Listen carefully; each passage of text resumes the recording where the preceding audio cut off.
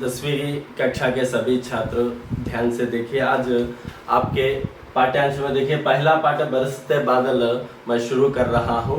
देखिए सबसे पहले हम उस शीर्षक के बारे में जानकारी लेंगे। देखिए बरसते बादल। देखिए बरसते हुए बादल,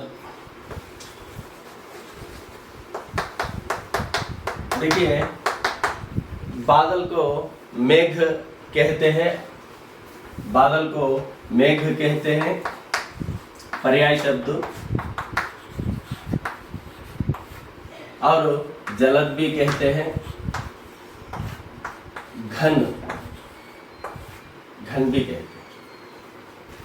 बादल, बरसते बादल। देखिए बरसते देखिए बादलों से पानी बरसता है, बादलों से पानी बरसता है। देखिए आसमान में बादल छाए होते हैं और काले बादल आने पर हमें देखिए बारिश होती है। देखिए बरसते बादल। देखिए बरसते बादल, बरसते हुए बादलों के बारे में हम जानकारी लेने जा रहे हैं। देखिए बरसना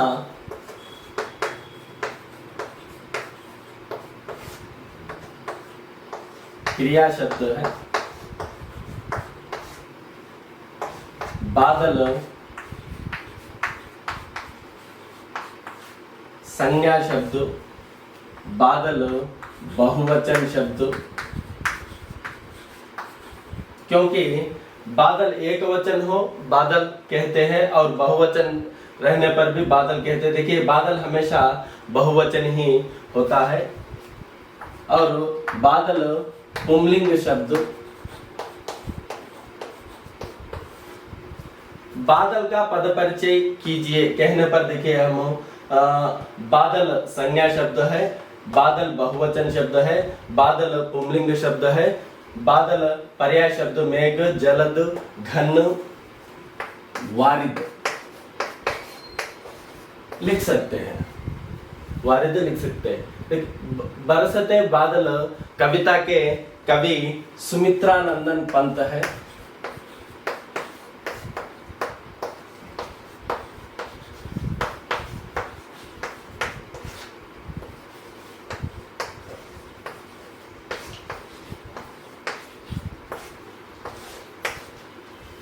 बरसते बादल एक कविता पाठ है, बरसते बादल एक कविता पाठ है।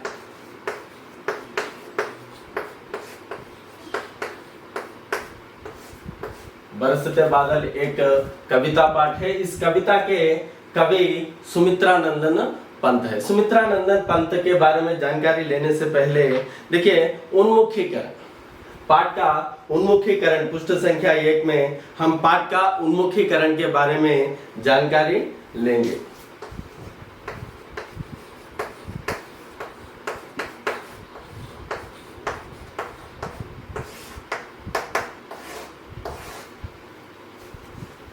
उन्मुखीकरण, बरसते बादल उन्मुखीकरण। देखिए एक पठित पद्य हो या अपठित पद्य हो, अपठित गद्य हो दिया जाएगा और उसे पढ़कर हम उसके प्रश्नों के उत्तर, 3 प्रश्न दिया जाएगा और उन प्रश्नों के उत्तर हमें देना होगा। यहाँ पर देखिए एक छोटी सी कविता दी गई है उन्मुखीकरण में।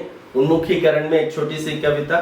क्या गाती हो किसे बुलाती, बतला दो कोयल रानी, प्यासी धरती देख मांगती हो क्या मेघों से पानी। क्या गाती हो किसे बुलाती, बतला दो कोयल रानी। देखिए क्या गाती हो किसे बुलाती, बतला दो कोयल रानी।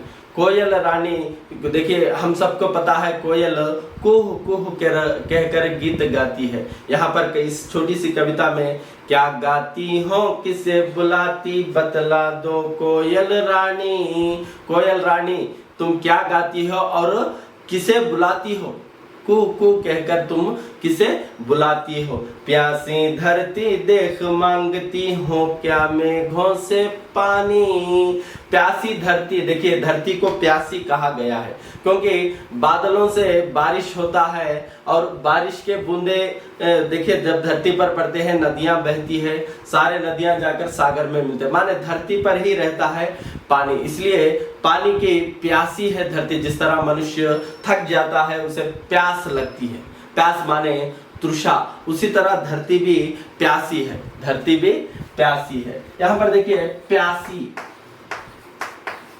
प्यासी में देखिए प्यास मूल शब्द है, ई प्रत्यय शब्द है, प्यास मूल शब्द और ई प्रत्यय। प्यास को हम तृषा भी कहते हैं, तृषा, प्यास को तृषा भी कहते हैं। प्यासी, प्यासी में प्यास मूल शब्द ई प्रत्यय शब्द, ई प्रत्यय। प्यासी किसे, यहाँ पर प्यासी किसे कहा गया है, धरती को प्यासी कहा गया है। धरती का पर्याय शब्द हम भूमि, पृथ्वी, धरा, देखिए धरती को प्यासी कहा गया है। प्यासी धरती देख मांगती हूँ क्या मेघों से पानी। देखिए धरती प्यासी हो गई है, मेघों से पानी मांगती है कहकर इस कविता में, छोटी सी कविता में कहा गया है। और इसके प्रश्न पूछा गया है। पहला प्रश्न, मीठे गीत कौन गाती है। आप सब अपने देखिए पुस्तक में लिख लीजिए, उत्तर पुस्तिका में आप लिख लीजिए। पहला प्रश्न है, उन्मुखीकरण में कविता दी गई है। कविता फिर एक बार सुनाता हूं, ध्यान से सुनिए। क्या गाती हो किसे बुलाती बतला दो कोयल रानी। इस कविता में रानी किसे कहा गया है, कोयल को, कोयल पक्षी को रानी कहा गया है।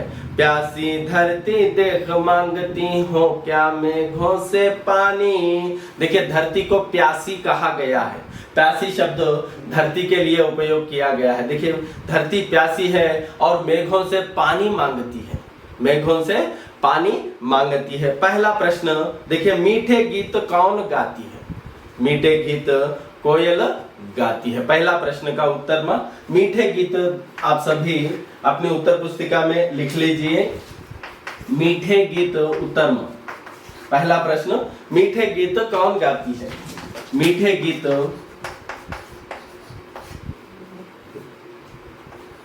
कोयल गाती है।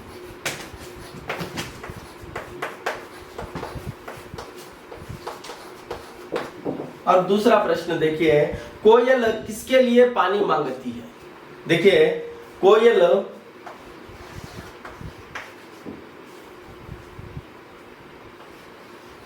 देखिए कोयल किसके लिए पानी मांगती है। देखिए यहाँ पर कोयल किसके लिए पानी मांगती है। देखिए कोयल अपनी धरती माँ के लिए देखिए पानी मांगती है। प्यासी धरती देखिए देख मांगती हो क्या मेघों से पानी। दूसरा प्रश्न, कोयल किसके लिए पानी, कोयल अपने लिए पानी नहीं मांगती है, कोयल धरती के लिए पानी मांगती है। यहाँ पर उत्तर आ जाएगा, दूसरा प्रश्न का उत्तर है कोयल धरती के लिए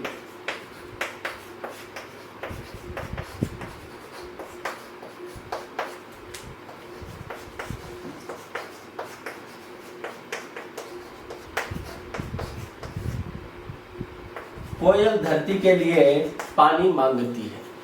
कोयल धरती के लिए पानी मांगती है। तीसरा प्रश्न देखिए, बादल प्रकृति की शोभा कैसे बढ़ाते हैं।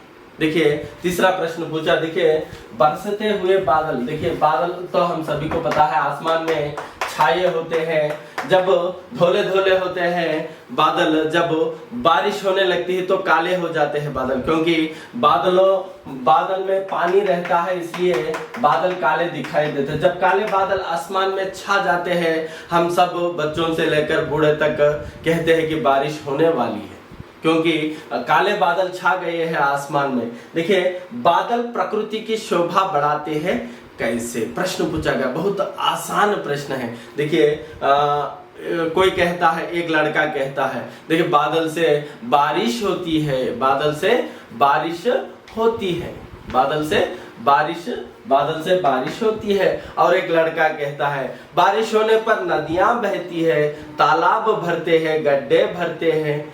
और दूसरा लड़का कहता है कि सारे नदियां बहकर सागर में जाकर मिलती है।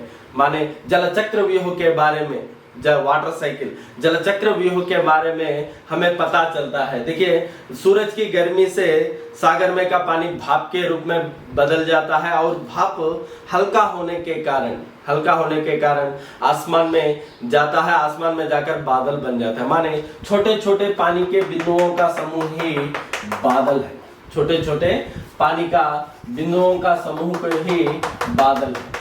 और देखिए जब बादल से हमें बारिश होती है, बारिश होने पर चारों ओर हरियाली छा जाती है, तालाब भरते हैं, नदियां बहती है। देखिए प्रकृति की सुंदरता बढ़ जाती, पशु पक्षियों से लेकर सब खुश हो जाते हैं। देखिए तीसरा प्रश्न का उत्तर कोई भी लिख सकते हैं हम। देखिए बारिश होती है, नदियां बहती है, तालाब भरते हैं, चारों ओर हरियाली छा जाती है, प्रकृति बहुत सुंदर रूप से दिखाई देती है कहकर हम लिख सकते हैं। प्रकृति देखिए सब कुछ प्रकृति है, भगवान द्वारा बनाया गया सब कुछ प्रकृति है, इसलिए हम उसका उत्तर कोई भी हम प्रकृति से लेकर कोई भी हम लिख सकते हैं। बारिश के बारे में, नदियों के बारे में, सागर के बारे में हम यहाँ पर लिख सकते हैं, लिख लीजिए। और दूसरा देखिए बरसते बादल पाठ का उद्देश्य। पाठ हमें देखिए सुमित्रा नंदन पंत जी की कविता बरसते बादल पाठ का उद्देश्य क्या है, हमें यह पाठ क्यों दिया गया है। देखिए इस पाठ का उद्देश्य है प्रकृति के प्रति काव्य रचनाओं के प्रोत्साहन के साथ साथ सौंदर्य बोध पाना और मनोरंजन करना। देखिए पाठ का उद्देश्य है प्रकृति के प्रति काव्य रचनाओं के प्रोत्साहन के साथ साथ प्रकृति माने जो कुछ भगवान द्वारा बनाया गया है इस धरती पर वह सब प्रकृति है। पशु पक्षी, पहाड़, नदियां, सागर सब कुछ प्रकृति है। और भगवान के द्वारा बनाया गया सब कुछ प्रकृति है, मनुष्य द्वारा बनाया गया सब कुछ कृत्रिम है, सब कुछ कृत्रिम है। कृत्रिम देखिए हवाई जहाज हो, पंखा हो, सब कुछ गाड़ी, मोटर गाड़ी सब कुछ कृत्रिम है। और भगवान द्वारा बनाया गया सब कुछ प्रकृति है। प्रकृति के प्रति काव्य रचनाओं के प्रोत्साहन के साथ साथ भगवान द्वारा बनाया गया पहाड़, नदी, हरियाली, ये सब कुछ ऐसी प्रकृति के प्रति काव्य रचनाओं के प्रोत्साहन के साथ काव्य के रचना, हम भी काव्य के रचना कर सकते हैं प्रकृति के प्रति। अब जो सिनेमा में और कई कविता गाने लिखते हैं प्रकृति के प्रति, बरसा रे मेघा मेघा कहकर कई गाने आ जाते हैं बारिश के बारे में, सब कुछ प्रकृति के बारे में, पहाड़ों के बारे में। उसी तरह हम भी लिख सकते हैं। हर एक व्यक्ति में एक कवि होता है, लेकिन हम उसे बाहर नहीं निकालते हैं। इसलिए बरसते बादल पाठ का उद्देश्य है प्रकृति के प्रति काव्य रचनाओं के प्रोत्साहन के साथ साथ प्रोत्साहन करना। हम भी लिख सकते हैं, प्रकृति के प्रति काव्य रचनाओं के प्रोत्साहन के साथ साथ उसके साथ साथ सौंदर्य बोध कराना माने बहुत सुंदर रूप से वर्णन करना। सौंदर्य बोध करना माने बहुत सुंदर रूप से हमें वर्णन करना प्रकृति के बारे में। इस पाठ का मुख्य उद्देश्य, पहला उद्देश्य है कि प्रकृति के प्रति काव्य रचनाओं के साथ प्रोत्साहन करना। प्रकृति के प्रति प्रोत्साहन करना। देखिए प्रकृति के प्रति काव्य रचनाओं के प्रोत्साहन के साथ साथ देखिए हमें प्रकृति के प्रति रचनाएं करने का प्रोत्साहन करना। देखिए हर एक व्यक्ति में एक कवि होता है, हर एक बच्चे में भी, हर एक व्यक्ति में भी कवि होता है। देखिए इनके प्रति प्रकृति के प्रति काव्य रचनाओं को देखिए करने के लिए प्रोत्साहन करना और उसके साथ साथ सौंदर्य बोध पाना, सौंदर्य बोध पाना माने बहुत सुंदर रूप से वर्णन करते हैं। देखिए उससे हम बहुत इतनी सुंदर है क्या प्रकृति कहकर हम महसूस करते हैं, इतनी सुंदर है क्या प्रकृति। देखिए सौंदर्य बोध पाना, सुंदर रूप से वर्णन करते हैं। देखिए हम गाना सुनते हैं किसी, बरसो रे मेघा मेघा बरसो रे मेघा मेघा, देखिए बहुत सुंदर दिखाई, माने सौंदर्य बोध पाते हैं, बहुत सुंदर रूप से उसका वर्णन होता है। और मनोरंजन पाना, देखिए जब हम गाना सुनते हैं या कोई कविता सुनते हैं, मनोरंजन पाते हैं। मनोरंजन माने मन प्लस रंजन, मन प्लस रंजन, विसर्ग संधि,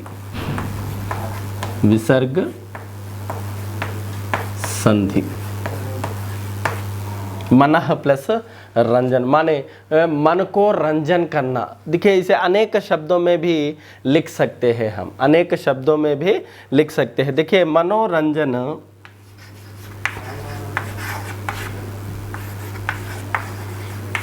संधि विच्छेद होगा, मन प्लस रंजन, विसर्ग संधि। मनोरंजन, मन को रंजन करने वाला,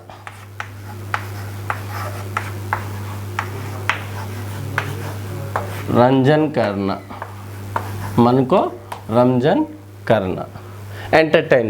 एंटरटेनमेंट को ही हम क्या कहते हैं, मनोरंजन कहते हैं। और देखिए इस पाठ का मुख्य उद्देश्य है प्रकृति के प्रति काव्य रचनाओं के प्रोत्साहन के साथ साथ सौंदर्य बोध पाना पाठ का उद्देश्य, और मनोरंजन करना। कोई गाना सुनते हैं, देखिए झूम उठते हैं खुशी से, उसी तरह देखिए मनोरंजन देना इस पाठ का उद्देश्य है। और प्रकृति, देखिए इस पाठ के कवि सुमित्रानंदन पंत जी के बारे में हम जानकारी लेंगे। सुमित्रानंदन पंत जी के बारे में देखिए, प्रकृति के बेजोड़ कवि सुमित्रानंदन पंत जी प्रकृति के बेजोड़ कवि माने जाते हैं। बेजोड़ कवि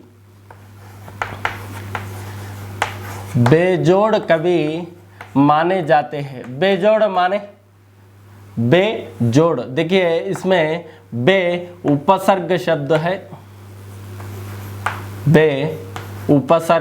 है, जोड़ मूल शब्द है। किसी से तुलना नहीं कर सकते हैं, वे प्रकृति के बेजोड़ कवि माने जाते हैं। प्रकृति के बेजोड़ कवि माने जाने वाले सुमित्रानंदन पंत का जन्म सन 1900 में अल्मोड़ा में हुआ है। देखिए इनका जन्म 1900 में हुआ है। कवि सुमित्रानंदन पंत जी का जन्म देखिए सन 1900 में हुआ है। 1900, देखिए 19 को हम 100 के 19 कहते हैं, 100 को 100 कहते हैं। देखिए 1900, देखिए इनका जन्म, सुमित्रानंदन पंत जी का जन्म 1900 में हुआ है। और देखिए अल्मोड़ा में साहित्य लेखन के लिए इन्हें साहित्य अकादमी, सोवियत रूस और ज्ञानपीठ पुरस्कार दिया गया है। देखिए साहित्य लेखन के लिए, देखिए कविताएं लिखने के लिए इन्हें कई पुरस्कार से सम्मानित किया गया है सुमित्रानंदन पंत जी को। प्रकृति के बेजोड़ कवि माने जाने वाले सुमित्रानंदन पंत जी का जन्म सन 1900 में अल्मोड़ा जिला में हुआ है। माने देखिए सुमित्रानंदन पंत 1900 में जन्म लिए हैं और अल्मोड़ा जिला में। और देखिए इन्हें बेजोड़ कवि कहते हैं। बेजोड़ माने किसी से तुलना नहीं कर सकते। बे उपसर्ग है और जोड़ मूल शब्द है। जोड़ माने देखिए मिलाना कहते हैं। और बेजोड़ माने किसी से मिला नहीं सकते, माने तुलना नहीं कर सकते। कंपैरिजन, किसी से भी हम तुलना नहीं कर सकते, बेजोड़ कवि कहते हैं। और देखिए साहित्य लेखन के लिए, कविताएं लिखने के लिए, साहित्य माने गीत हो या कविता हो या गाने हो, लिखने के लिए देखिए साहित्य लेखन के लिए इन्हें सोवियत साहित्य अकादमी देखिए पुरस्कार,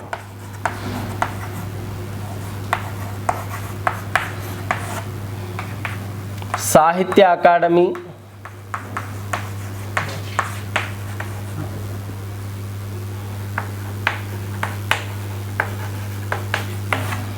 सोवियत रूस,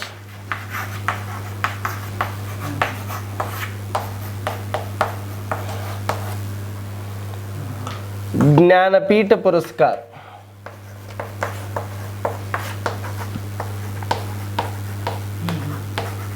देखिए साहित्य लेखन के लिए इन्हें साहित्य अकादमी सोवियत रूस ज्ञानपीठ पुरस्कार से सम्मानित किया गया है। ये सभी पुरस्कार उन्हें आए हैं। पुरस्कार माने अवार्ड।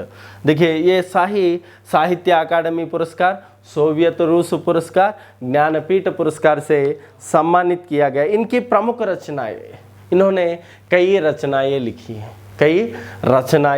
हैं। देखिए इनकी प्रमुख रचना ये है,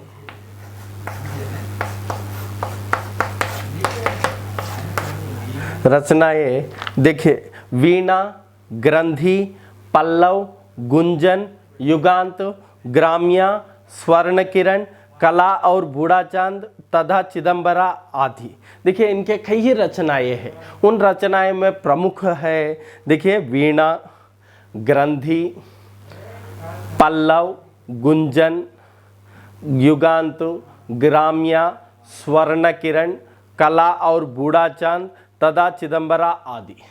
ये सभी रचनाएं इन्होंने किए हैं और इन्हें चिदंबरा काव्य के लिए ज्ञानपीठ पुरस्कार से सम्मानित किया गया है।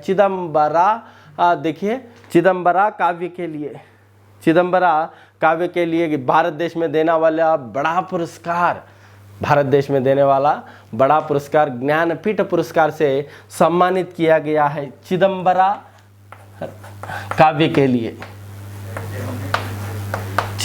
काव्य के लिए इन्हें ज्ञानपीठ पुरस्कार से सम्मानित किया गया है। और इनका निधन माने इनका मृत्यु कब हुआ है?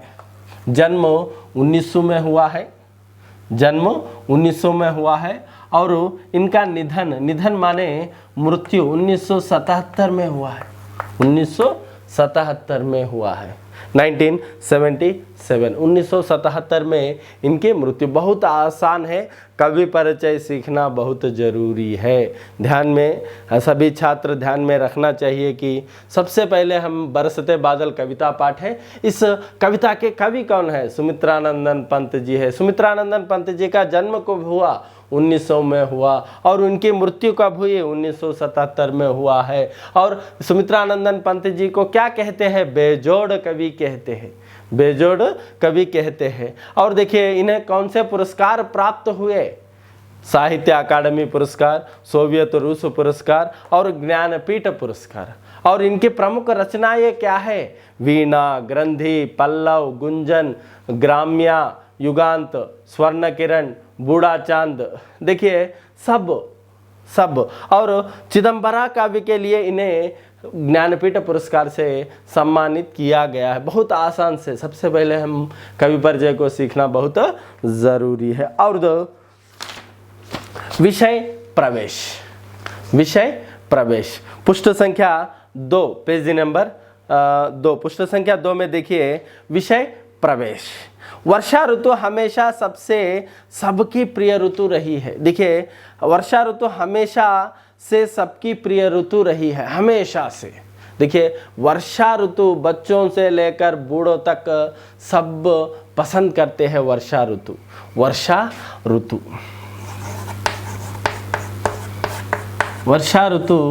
सबकी प्रिय ऋतु है। सबकी, बच्चों से लेकर बूढ़ों तक सबकी प्रिय ऋतु है। और वर्षा के समय प्रकृति की सुंदरता देखने लायक होती है। वर्षा के समय जब वर्षा होती है, देखिए वर्षा, बादलों से बारिश होती है, वर्षा होती है, प्रकृति देखने लायक होती है। प्रकृति की सुंदरता देखिए,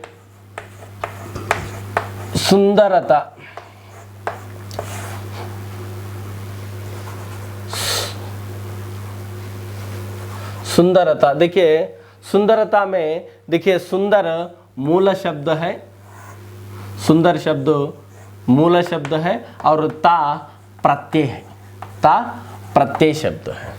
ये सभी व्याकरणांश आपको अपनी उत्तर पुस्तिका में लिख लेना चाहिए, लिख लेना चाहिए। सुंदरता, सुंदरता में ता प्रत्यय शब्द है, सुंदर मूल शब्द है। देखिए वर्षा के समय प्रकृति की सुंदरता देखने लायक होती है।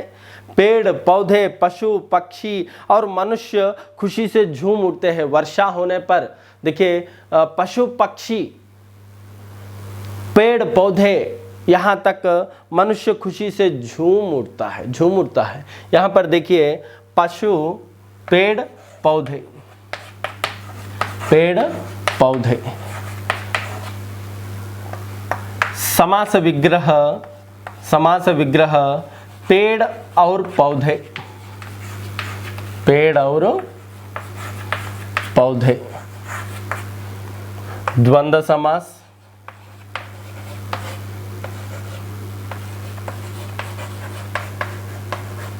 पशु पक्षी,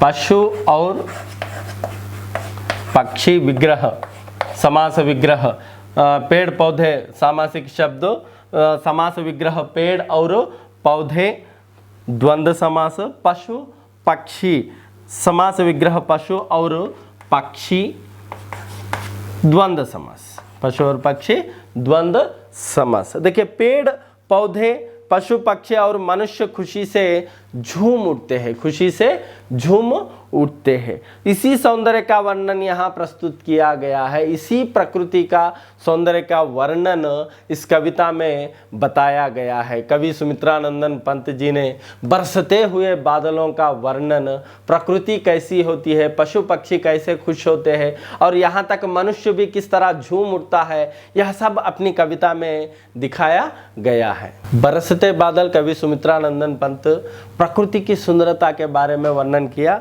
अब यहाँ पर कविता देखिए, एक बार मैं इसे गाता हूँ, आप ध्यान से सुनिए, बाद में इसका मैं देखिए इसके बारे में मैं बताऊँगा। झम झम झम झम मेघ बरसते हैं सावन के, छम छम छम गिरती बूंदे तरुओं से छन के, चम चम बिजली चमक रही रे उर्मे घन के, थम थम दिन के तम में सपने जगते मन के, झम झम झम झम मेघ बरसते हैं सावन के, छम छम छम गिरती बूंदे तरुओं से छन के, चम चम बिजली चमक रही रे उर्मे घन के, थम थम दिन के तम में सपने जगते मन के। देखिए कवि कहते हैं कि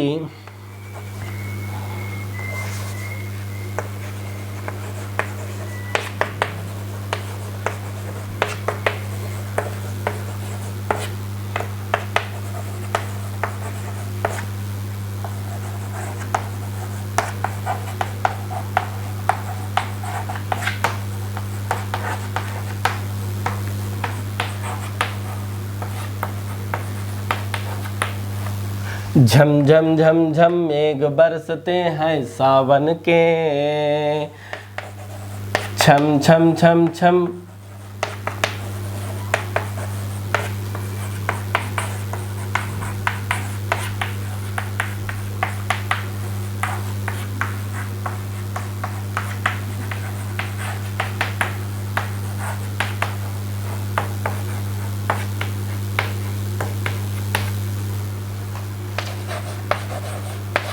छम छम छम गिरती बूंदे तरुओं से छनके, चम चम बिजली चमक रही रे उर्मे घन के।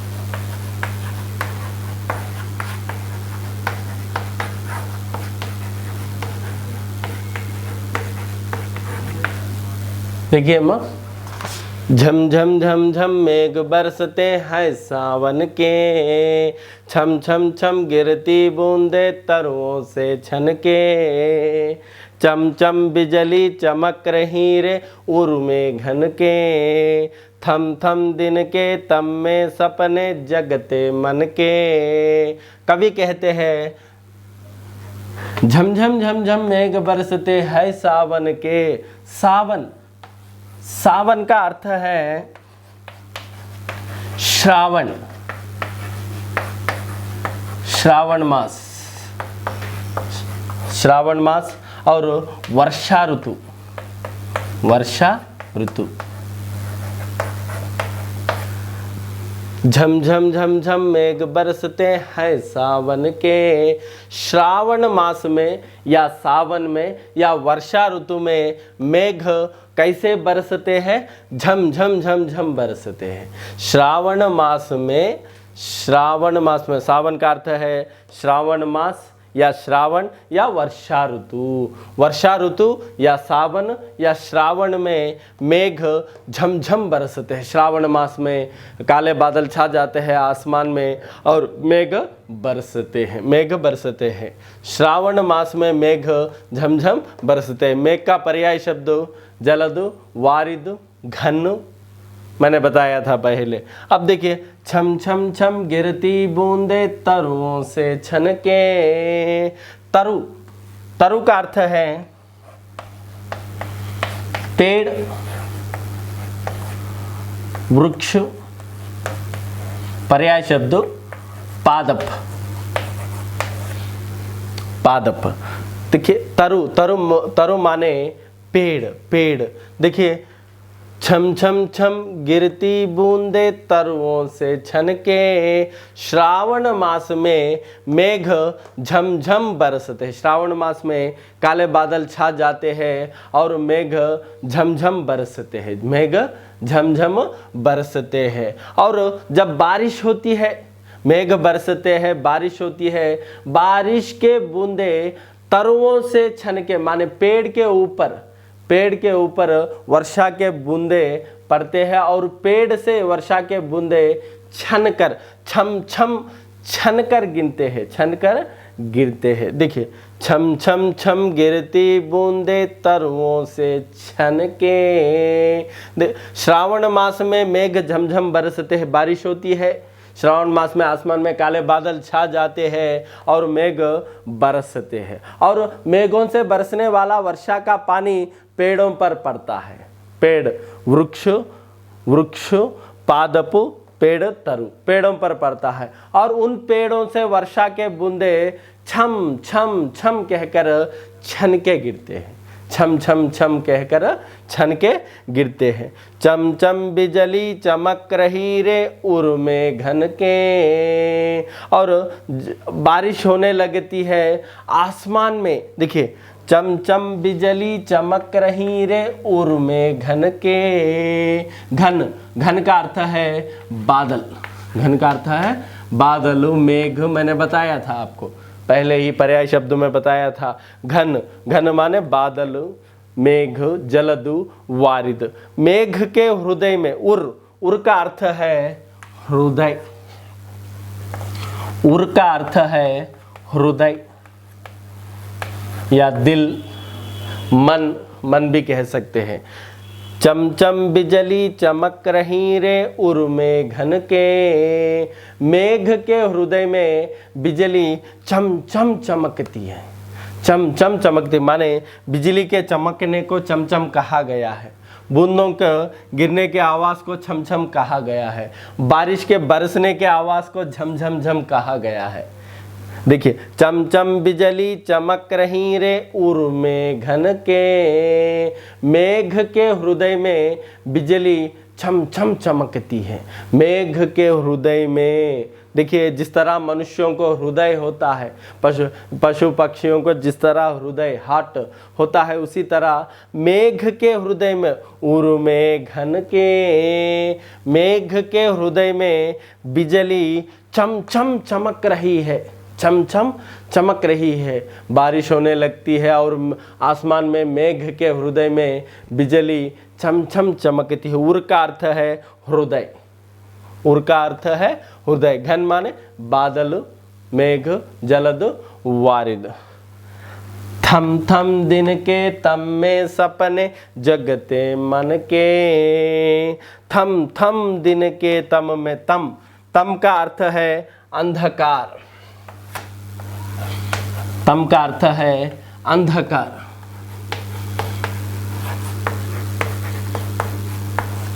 अंधकार, अंधकार। तम, थम थम दिन के तम में सपने जगते मन के। दिन में ही देखिए सपने देखने लगते हैं, माने आसमान में काले बादल छा जाते हैं, आसमान में काले बादल छा जाने पर बारिश होने लगती है। आसमान में काले बादल छा जाने से दिन में ही अंधेरा छा जाता है, दिन में ही अंधेरा छा जाता है।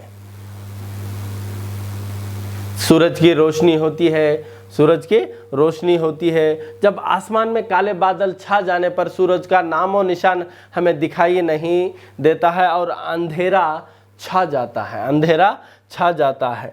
थम थम दिन के, थम थम, यहाँ पर थम थम देखिए अंधेरे के लिए थम थम का उपयोग किया गया है। थम थम माने अंधेरे को, यहाँ पर चम चम चमक को, यहाँ पर छम छम वर्षा के बूंदों पेड़ों से गिरने वाली बूंदों के आवाज़ को, झम झम बारिश के आवाज़ को झम झम कहा गया है। थम थम दिन के तम में सपने जगते मन के। देखिए थम थम दिन के तम में सपने जगते मन के, दिन में ही अंधेरा छा जाता है और सबके मन में सपने लगने लगते हैं। देखिए सपने, सपने को स्वप्न कहते हैं, स्वप्न, स्वप्न। सब दिन के तम में सपने जगते मन के, दिन में ही सबके मन में सपने जगते हैं। कोई लड़का कहता है कि मुझे पाठशाला नहीं जाना है, मुझे आइसक्रीम खाना है, मुझे पकौड़ी खाना है, मुझे गरम गरम चाय पीना है। देखिए इस तरह सबके मन में सपने जगते हैं, बारिश होने लग। यही कवि कहते हैं थम थम दिन के तम में सपने जगते मन के। सबके देखिए मन में सपने जगते हैं, बच्चों से लेकर बूढ़ों तक सभी के मन में सपने जगते हैं। फिर दोहराता हूँ, ध्यान से सुनिए। झम झम झम झम मेघ बरसते हैं सावन के। श्रावण मास में मेघ झमझम बरसते हैं, छम छम छम गिरती बूंदे तरुओं से छन के।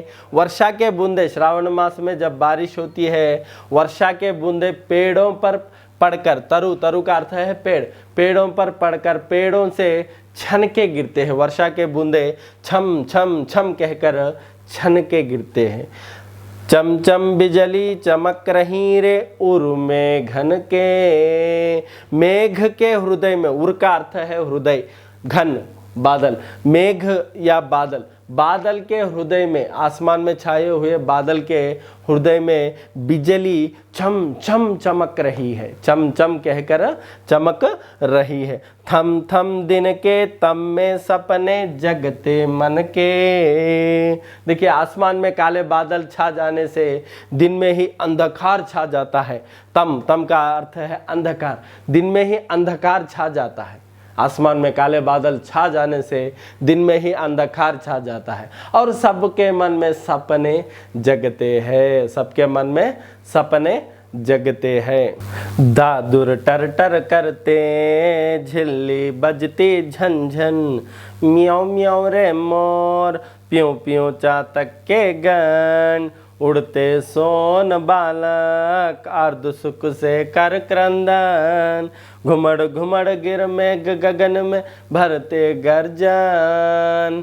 देखिए पहले कविता में प्रकृति का वर्णन, मेघों का वर्णन किया है और इसमें देखिए पक्षियों का वर्णन, पशु पक्षियों का वर्णन किया गया है।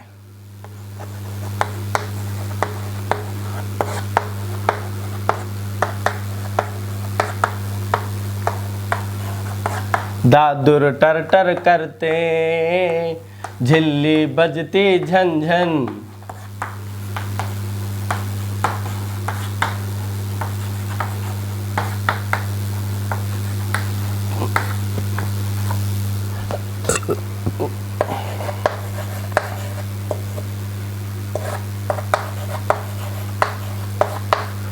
म्याऊं म्याऊं रे मोर,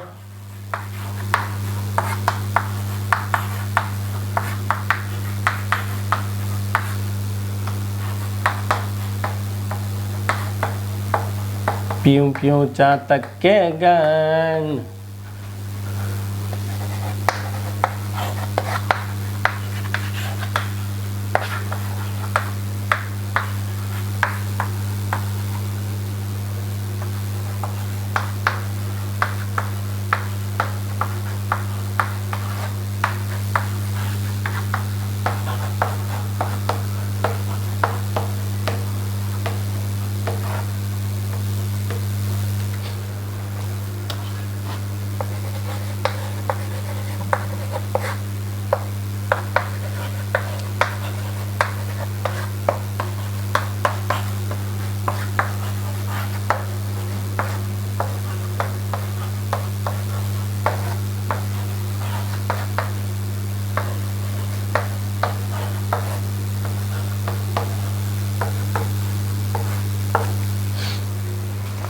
दादुर टर टर करते झिल्ली बजती झन झन।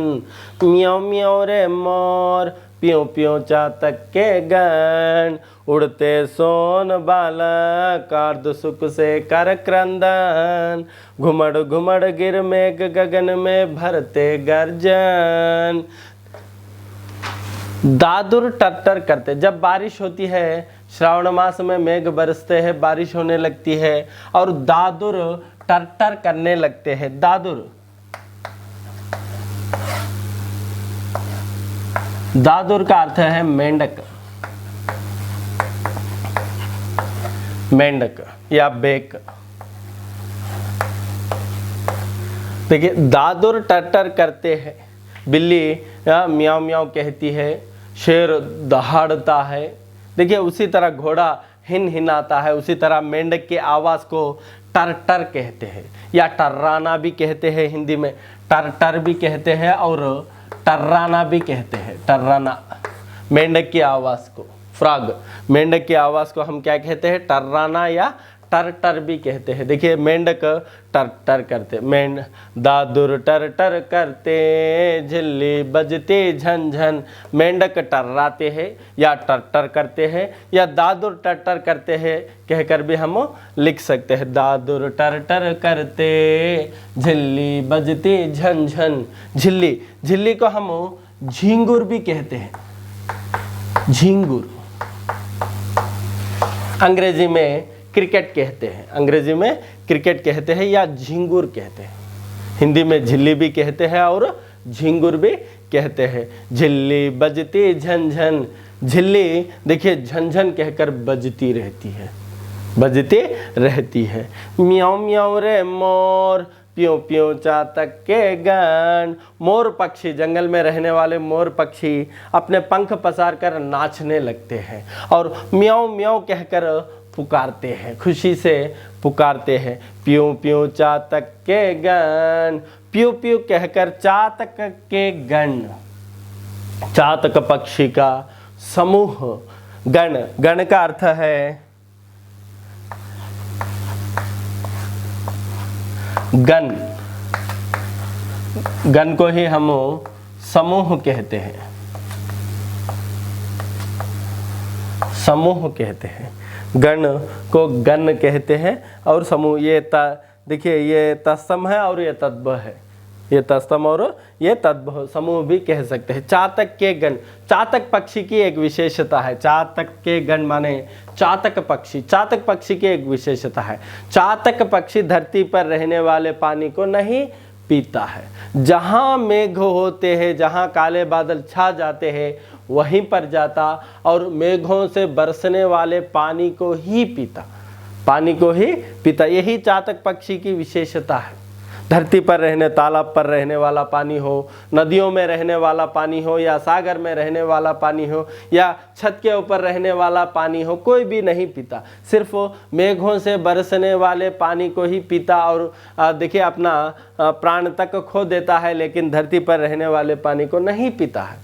जहाँ काले बादल होते हैं वहीं पर जाता है और मेघों से बरसने वाली पानी को ही पीता है। इसलिए कवि तुलसीदास ने अपने आप को चातक पक्षी से तुलना की है, मेघों से भगवान श्री राम को, और अपने आप को चातक पक्षी से तुलना की है। उसी तरह देखिए चातक पक्षी की विशेषता क्या है, धरती पर रहने वाले पानी को नहीं पीता है, आसमान से मेघों से बरसने वाले पानी को ही पीता है। और देखिए ये चातक पक्षी प्यों प्यों चातक के गण, चातक गण माने गण, गण अंग्रेजी में गण कहते हैं, लेकिन वो गण नहीं है, समूह, समूह को गण कहते हैं। ये तत्सम है और ये तद्भव है, ये तत्सम और ये तद्भव है। देखिए प्यों प्यों चातक के गण, आसमान बारिश हो रही है और चातक पक्षी का समूह आसमान में उड़कर प्यों प्यों कहकर पुकारता है। उड़ते सोन बालक अर्ध सुख से कर क्रंदन, उड़ते सोन बालक, सोन बालक माने जल पक्षी, जल पक्षी को सोन बालक कहते हैं।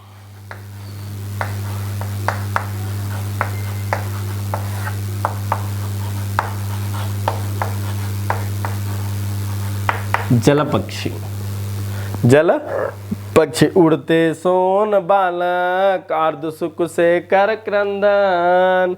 जल, देखिए सोन बालक जल पक्षी आसमान में उड़कर, उड़ते सोन बालक जल पक्षी आसमान में उड़कर आर्द सुख से कर क्रंदन, आर्द सुख से हृदय से भरा, खुशी से बारिश हो रही है कहकर खुशी से रोते हैं, क्रंदन करते हैं। क्रंदन का अर्थ है रोना, क्रंदन का अर्थ है रोना,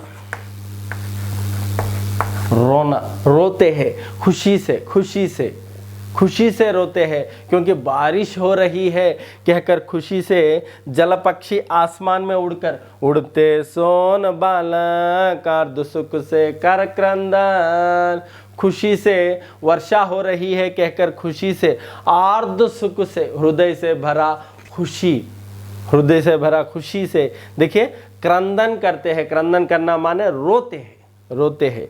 घुमड़ घुमड़ गिर मेघ गगन में भरते गर्जन, घुमड़ घुमड़ कहकर आसमान में मेघ गर्जन भरते हैं। जब बारिश होती है मेघों से गर्जन का आवाज आता है, गर्जन का आवाज आता है। देखिए यहाँ पर कवि कहते हैं घुमड़ घुमड़ गिर मेघ गगन में भरते गर्जन। देखिए घुमड़ घुमड़ कहकर मेघ आसमान में गर्जन भरते हैं, आसमान में गर्जन भरते हैं। फिर एक बार दोहराता हूँ, ध्यान से सुनिए। दादुर टर टर करते झिल्ली बजते झंझन, दादुर को मेंढक भी कहते हैं, मेंढक टटर करते हैं या टर्राते हैं। झिल्ली बजते झंझन, झिल्ली या झिंगुर, झिल्ली या झिंगुर, कीड़ा, कीड़ा, कीड़ा।